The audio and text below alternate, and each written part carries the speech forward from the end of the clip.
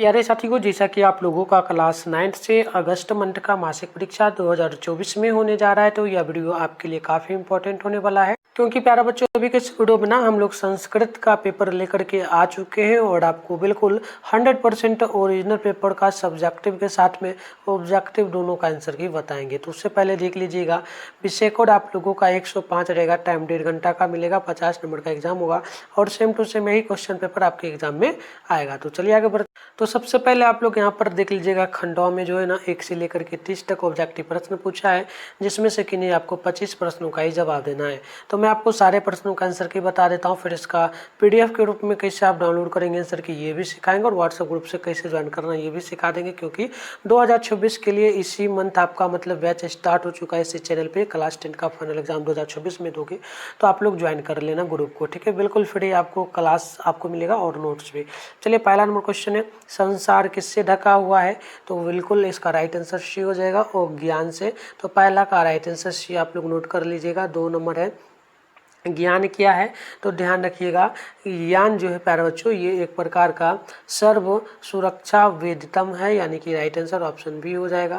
Question number 3 है, यक्ष सुधि संवाद के रचनाकार कौन है? तो आप याद कर लीजिएगा, 3 नंबर का ऑप्शन नंबर बिल्कुल यहाँ पर सी होगा, यानी कि व्यास हो जाएगा। तो ऑप्शन नंबर सी आप लोगों को नोट करना है। 4 नंबर के उपनिषद किसके विचार प्रकट करते हैं? तो बिल्कुल याद रखिएगा, 4 का ऑप्शन नंबर डी होगा, यानी कि देवताओं का। तो ऑप्शन नंबर डी आप लोगों को नोट कर लेना है। आइए आगे बढ़ते हैं 5 नंबर प्रश्न की ओर। बोला गया जो ना भोजपुर मंडल में कौन सा नृत्य प्रसिद्ध है? तो बिल्कुल 5 का याद रखिएगा, ऑप्शन ए हो जाएगा जट जटिन का। तो right answer option number A जो है बिल्कुल करेक्ट होगा। 6 नंबर है, नाटक को कौन सा वेद माना जाता है? तो बिल्कुल 6 का ऑप्शन बी नोट करना है, पंचम, यानी right answer option number B correct होगा।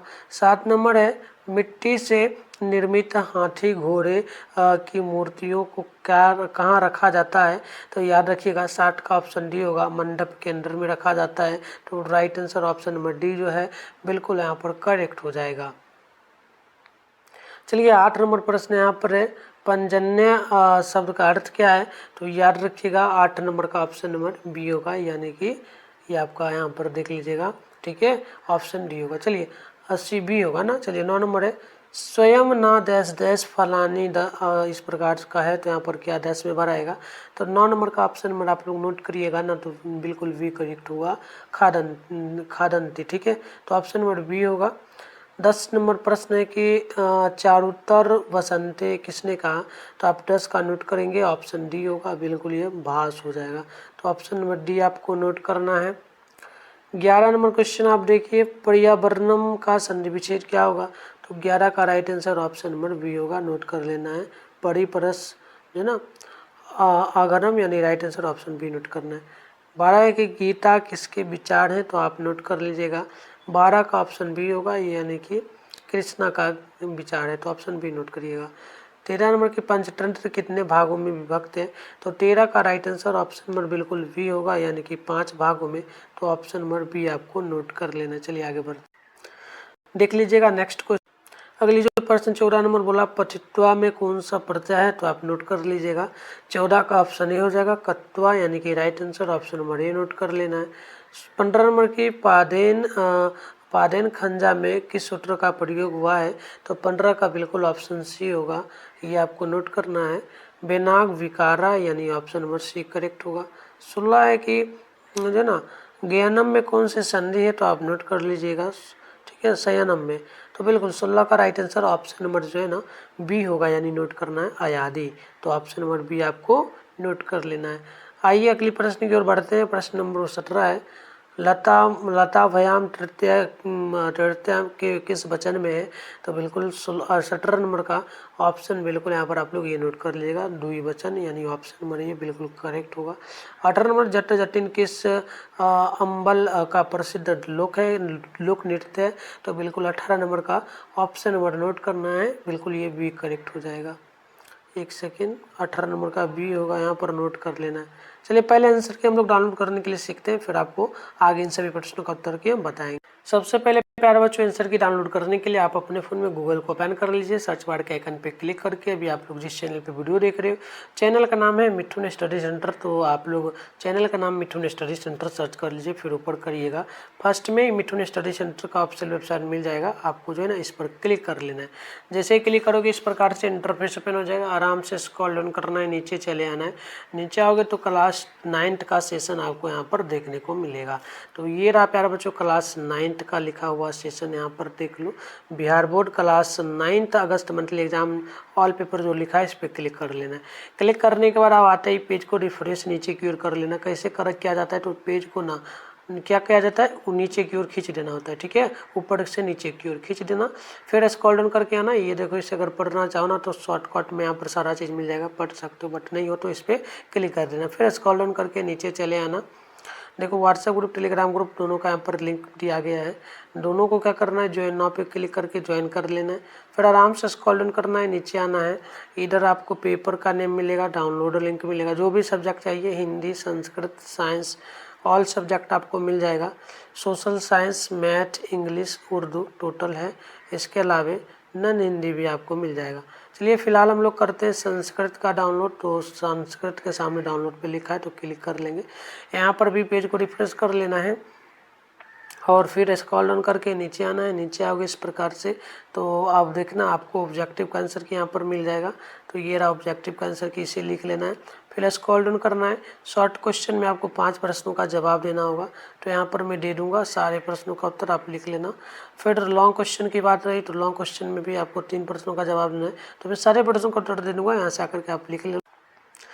चलिए 19 नंबर देखते हैं। असह धातु के लटरकाल के माध्यम से पुरुष बहुवचन क्या है, तो 19 नंबर का आप नोट कर लीजिएगा। ऑप्शन ए हो जाएगा अस्था, यानी ऑप्शन ए होगा। क्वेश्चन नंबर 20 से जो ना नया वसत का सन्निविच्छेद क्या है, तो आप नोट करिएगा। 20 नंबर का ऑप्शन नंबर बिल्कुल यहाँ पर बी होगा, यानी कि नि प्लस अवसत, यानी राइट आंसर ऑप्शन बी होगा। चलिए आगे बढ़ते हैं। और आप लोग चैनल को नहीं सब्सक्राइब किए तो कर लीजिएगा। नोटिफिकेशन को भी ऑल पे प्रेस कर लीजिए, वीडियो को लाइक कर दिए ताकि आपको सारा पेपर मिलेगा। चलिए 21 नंबर है, कुरुटा का धातु क्या है, तो बिल्कुल याद रखिएगा। 21 नंबर का ऑप्शन बी होगा क्री, यानी ऑप्शन बी नोट कर लेना है। 22 नंबर की जो ना नदबम्बू में कौन सी संधि है, तो आप 22 नंबर का नोट करेंगे। ऑप्शन ए होगा एन, यानी ऑप्शन नंबर ए हो जाएगा। नेक्स्ट क्वेश्चन की ओर बढ़ते हैं। क्वेश्चन नंबर 23 बोला जा रहा है आप लोगों से उपनगरम में कौन सा समास है, तो बिल्कुल 23 नंबर का ऑप्शन बी नोट करना है। अव्ययी भाव समास होगा, यानी ऑप्शन नंबर बी नोट कर लेना है। 24 नंबर है सहमंडनम मंदनम चलती में, इसमें मंदनम मंदनम क्या है, तो याद रखिएगा 24 का बिल्कुल ऑप्शन बी होगा, यानी कि क्रिया विशेषण हो जाएगा। तो ऑप्शन बी नोट कर लेना है। आइए आगे बढ़ते हैं। क्वेश्चन नंबर 25 नंबर बोला जा रहा है प्राचीनतरह में कौन सा जो ना तदती प्रत्यय है, तो बिल्कुल 25 नंबर का ऑप्शन नंबर आप लोग नोट करेंगे तो बी होगा ट्रप का, यानी कि ऑप्शन बी होगा। 26 नंबर है कि सरिसा में कौन सी संधि है, तो बिल्कुल याद रखिएगा ऑप्शन ए होगा, यानी कि दीर्घ संधि हो जाएगा। तो ऑप्शन ए नोट करना है। क्वेश्चन नंबर 27 है नृतम में कौन पद्धति है, तो बिल्कुल याद रखिएगा 27 का राइट आंसर ऑप्शन बी होगा तमप का, यानी ऑप्शन नंबर बी नोट कर लेना है। नेक्स्ट क्वेश्चन को देख लीजिएगा। 28 नंबर है संस्कृत में दीर्घ स्वर कितने हैं, तो याद रखिएगा टोटल दीर्घ स्वर की संख्या इसमें जो है ना 7 हो जाएगा। तो ऑप्शन डी नोट कर लेना। जो 29 है कि राजपुत्र में कौन सा समास है, तो याद रखिएगा ऑप्शन बी होगा तत्पुरुष। और 29 नंबर का भी आप लोग नोट कर लीजिएगा, क्वेश्चन मिट गया है, इसका ऑप्शन नंबर बी हो जाएगा। ठीक है, 30 नंबर का। चलिए, तो मैंने आपको ये ऑब्जेक्टिव पहले बताया। अब आपका है सब्जेक्टिव प्रश्न। इसमें 1 से लेकर के 10 तक प्रश्न है। 5 प्रश्नों का जवाब देना है, 10 नंबर के लिए होगा। एक एक प्रश्न को देख लीजिएगा। आपके सामने पहला नंबर प्रश्न क्या बोला जा रहा है। पहला नंबर प्रश्न वृक्ष अब जो ना वृक्ष धरापकारी कैसे होते हैं और क्यों। उसके बाद क्वेश्चन नंबर 2 है कि किस ऋतु में प्रकृति शोभा यमन हो जाती है। और क्वेश्चन नंबर 3 है वाल्मीकि ने किस सरोवर का वर्णन किया है। 4 नंबर है ज्येष्ठ मास का वर्णन किस कवि ने किया। और 5 नंबर है ज्ञानम भारम क्रियाम विनाम पाठ्य किसमें विभक्त कितने युक्त जो ना युवकों में वर्णन है। और क्वेश्चन नंबर 5 है किसके लिए संपूर्ण वसुधा कुटुंब के समान है। और 7 नंबर की लघु वर्ग के लोग हैं और लघु वर्ग के लोग कौन है। और 8 नंबर है मिथिला चित्र कला क्या है। और 9 नंबर है मूर्ति कला के विषय में क्या बताया गया है। और 10 नंबर है कुछ लोक नृत्यों के नाम लिखे। तो ये आपका हो गया 2 नंबर वाला प्रश्न। आगे बढ़ते हैं। दीर्घ उत्तरीय प्रश्न आपका है 11 से 15 तक प्रश्न है। 3 को प्रश्न का जवाब देना, 5 नंबर वाला है 15 नंबर के लिए हो जाएगा। चलिए एक एक प्रश्न को देख लेते हैं। 11 नंबर है संस्कृत साहित्य में पर्यावरण के विषय में क्या बताया गया है। 12 नंबर है ज्ञानम वारम क्रियाम विनाम पाठ में क्या बताया गया है, बताना चाहता है। और क्वेश्चन नंबर 13 है लघु और उदार चरित्र वाले व्यक्ति में क्या अंतर है। 14 नंबर हो गया। संस्कृत साहित्य पर्यावरणम पाठ में प्रकृति के किन किन उपादानों का वर्णन है। और 15 नंबर है निम्नलिखित में से किसी एक वाक्य पर आपको संस्कृत में अनुवाद लिखना है ऑलमोस्ट 60 वर्ड में।